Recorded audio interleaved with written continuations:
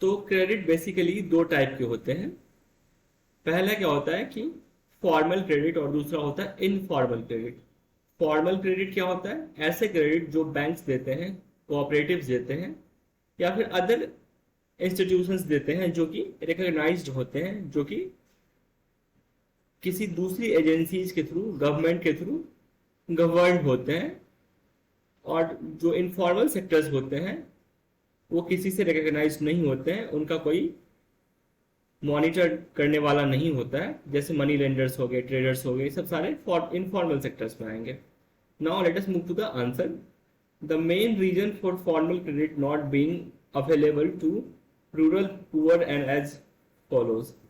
तो main reason क्या है जो पुअर पीपल को फॉर्मल क्रेडिट अवेलेबल नहीं है? उसके मेन रीजन है lack of documents of employment earnings to convince bank that they will be able to repay the loan. तो जो लोग पुअर होते हैं उनके पास डॉक्यूमेंट्स नहीं होते हैं, एम्प्लॉयमेंट के अर्निंग्स नहीं होती हैं, और वो इस तरीके से बैंक को कन्विंस नहीं कर पाते हैं कि वो अपना लोन वापस से रीपे करेंगे। They don't have any assets which can act as collateral or security against loan default। अब फॉर्मल सेक्टर से जो लोन मिलता है उसके लिए हमें एक कोलेट्रल रखना होता है। कोलेट्रल क्या होता है? कोलेट्रल कोई भी ऐसा एसेट होता है जिसको बैंक के पास रखते हैं, जिसके जो पेपर्स होते हैं बैंक के पास सबमिट करते हैं लोग, और ऐसा कहते हैं कि यदि हम लोन रीपे नहीं कर पाए तो हमारे लोन की रिकवरी हमारे एसेट को बेच के कर ली जाए। तो पुअर पीपल के पास क्या होता है? कोई एसेट नहीं होता है जिसको वो एज ए कोलेट्रल बैंक के पास रख सके। Rural people are also not aware of the credit facilities provided by formal sources.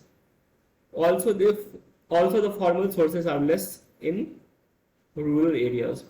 तो क्या होता है, रूरल पीपल जो होते हैं उनको पता भी नहीं होता है कि फॉर्मल सोर्सेज से उनको लोन मिल सकता है। वो अनअवेयर होते हैं, अनएजुकेटेड होते हैं about the formal sectors and loans. इसीलिए वो मनी लेंडर्स के पास चले जाते हैं और डेट ट्रैप में फंस जाते हैं। तो उनको अवेयर करने की जरूरत है बैंकिंग सिस्टम से फॉर्मल सोर्स। तो ये 3 रीजंस हैं जिससे हमें पता चलता है कि रीजंस क्या है, फॉर्मल क्रेडिट जो है रूरल पीपल के पास अवेलेबल नहीं होता है। I hope you understood it well. Thank you.